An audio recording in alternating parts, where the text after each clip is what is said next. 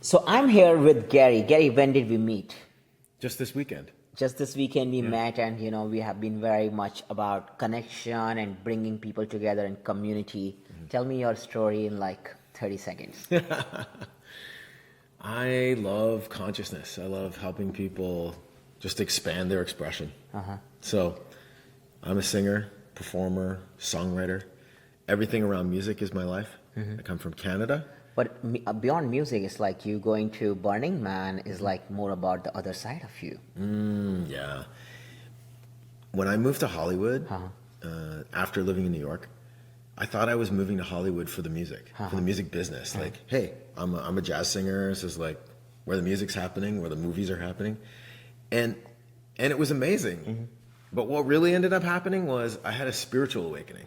Spiritual awakening in Hollywood. Yeah. All I know about Hollywood is like, people try to dress up each other and, have like all that this on your face and, it's just like very much about body, and you are talking about hair.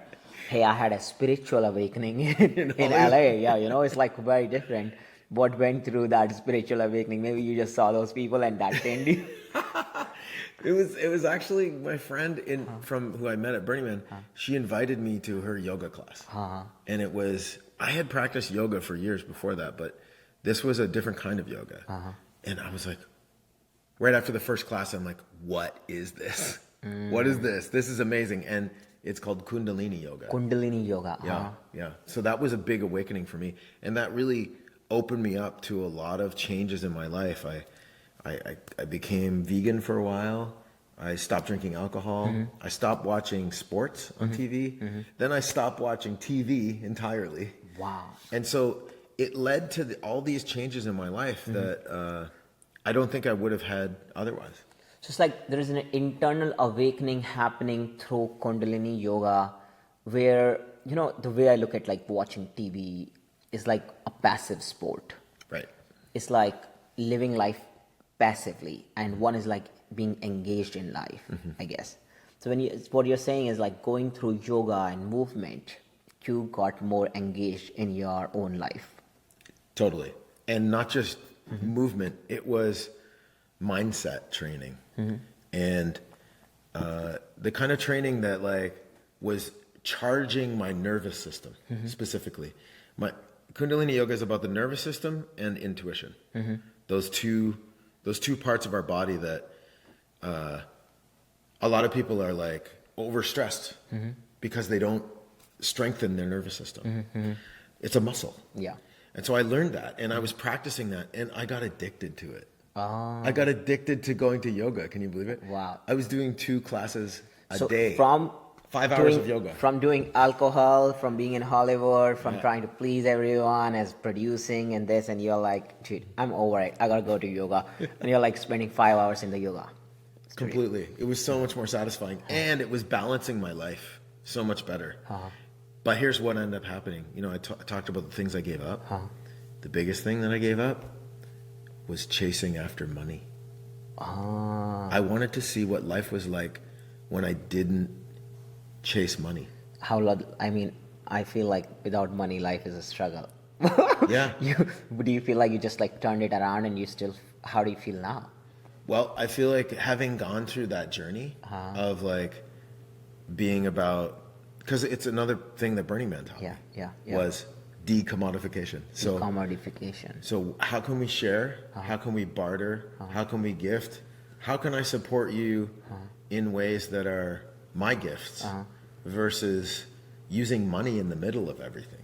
Do you know what I mean? Yeah. So it's like trying to find a new way of using value, of sharing value.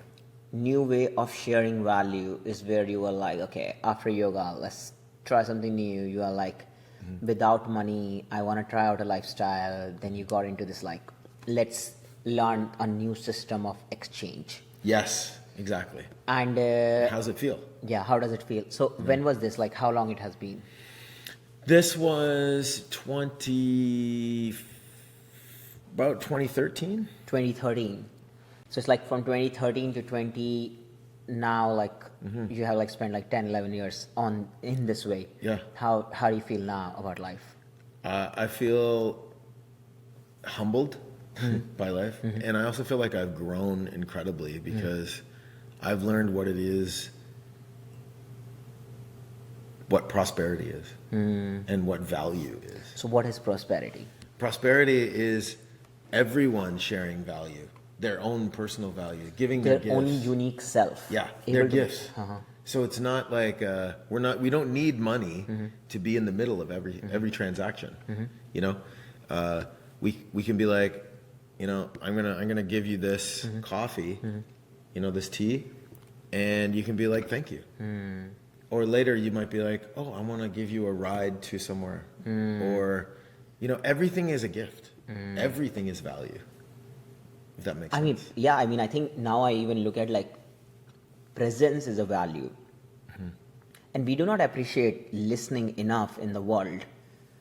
But having someone's attention listening by itself is value. It's incredible that you say that because when people ask me what is the most important skill to learn, I say listening. Listening is the biggest gift, not only for you, but for someone else. So it's simultaneously the most value because everyone wants to be heard. Everyone wants to be heard. That's what they want the most. And most people feel like they're never heard. Yeah. And I mean, I think there is another interesting thing which I've been thinking about these days, and I want to know your opinion about it. Yeah. Like, you know, a lot of time when I look at listening, it's like huge, even someone is actively listening, people think like, oh yeah, this person heard me like for 30 minutes. But I mean, that is one way of listening. But like having an engaging conversation is another way of listening because you are engaging with them on what they are sharing. Like, I mean, sometimes I think listening is considered more of like, hey, did you speak during the conversation or did you just like let the other person speak? But I mean, sometimes there are people who are like going to speak for hours and they will not allow you to like, you know, speak. You don't get to speak at all. Right. And I mean, I don't think that is an engaged experience either. No. So the listening is actually more about being able to like engage in a conversation. It's not about like one person just hearing someone. Yes. What do you think about that? A million %. Yeah. And when someone is listening, the other person can feel that. And what's amazing about listening, the science of listening, is that you're able to put your own ego away because I am present for you. Oh, I see. I am listening to you deep, like with all my soul. Like I'm not thinking of what I'm going to say or how to change what you're better, you know. I'm present. Like you said, presence. Present for me, personally, presence is the greatest gift someone can give someone else. Present is the greatest gift. Okay, now I think another question is coming to my mind. When like I'm interviewing or like talking to someone, a part of my job is to keep driving the conversation. Of course.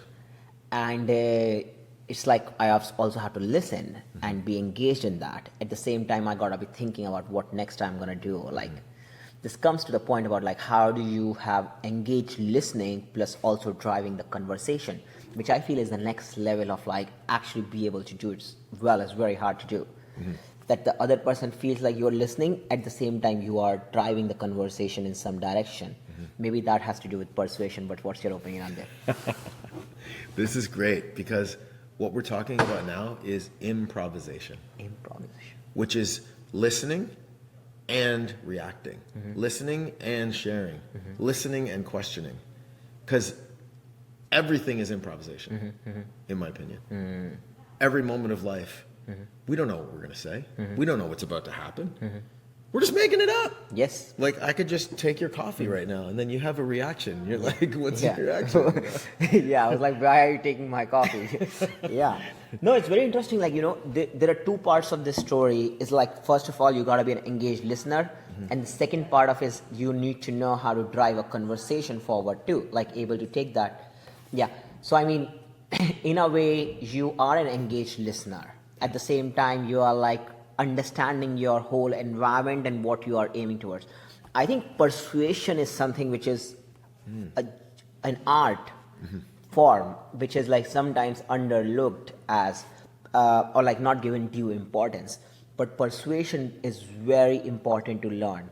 So how do you feel like someone can become a very good persuader? Well, it depends on what's their motivation, I think. Why do you want to become someone who persuades other people to do things or to think things? Because ideally, you want to, if you're going to persuade someone, you want to give someone some information and they can choose to accept it or not. So what I always say is, believe nothing that I say until you test it to be true for you. Because there is no truth in entirely for which will work for everyone. It's like you have to figure out your own truth. So you can share those insights with this person that, hey, this is what I think is a good way to live. I mean, you can say like, hey, I've been living outside a suitcase for like 7 years. It's a great way to live from my perspective, but you got to figure out it for yourself. Totally. If that is a good way for you to live or not. So you're saying like persuasion is like more about, a better persuasion is like about sharing them options, like giving them choices about what they can do. Yes. And it's invitations. Invitation. Basically. Like, here's a seed. Would you like to plant it? Or not? It's okay. Your choice. I have to be okay with sharing. Like a teacher, the best teachers in my life are the ones who give me ideas or give me ways of thinking or mindsets, and then I choose how much of this am I going to use or not. Very cool.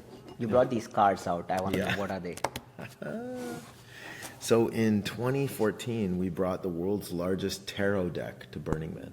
This is Burning Man? Playa? Well, these are tarot cards. These are tarot cards. Yeah.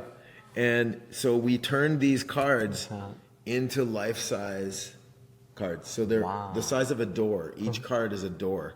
Oh my God. Yeah, so there's 22 cards, and we did 22 doors in a circle. Wow. At Burning Man At Burning in 2014. 2014. And then we brought it back in 2022. Wow. Yeah. So this is an incredible installation. It's called Circle of Doors. Circle of Doors. Circle of Doors Tarot. And so tarot is an old technology. It used to be a game, card game. And it's basically, each card represents archetypes or energies. And so when we choose a card, we might ask a question, or we might just see what the card has to say, and we apply it to our life. So it's like shining a spotlight somewhere in our life. Or maybe this is like, this has a clue. Like if you're wondering something about, like, where am I going next, or why am I going, or what's this relationship about, you can ask it a question. So let me... Do you want to ask a question? Yeah, let's do that. Okay, what's the question? What's the question you're asking? Where am I going today? Where are you going today? Okay. Oh, lovers. Lovers, what does that mean? What does this mean? Lovers.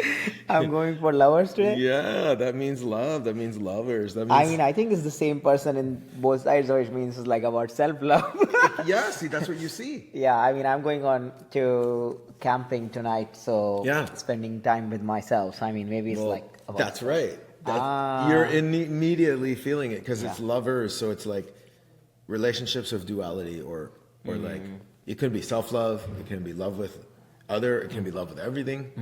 How does love show up? Yeah. Yeah. Very cool. Yeah. Thank you so much, Garry, for this interesting conversation. Thank you. Always inspired by learning about your journey and how you live and how you navigate. And I'm still thinking about the initial part you said, like, I go where I get loved, where I can share love. I have skills to nourish, and what I do is I nourish people and I give love, and I stay where I continue to get love. It's true. This is so beautiful. And hey, look at that. And we ended up with love. We ended up with the lovers card. Wow. Thank you so much for being our listener. Have a great day.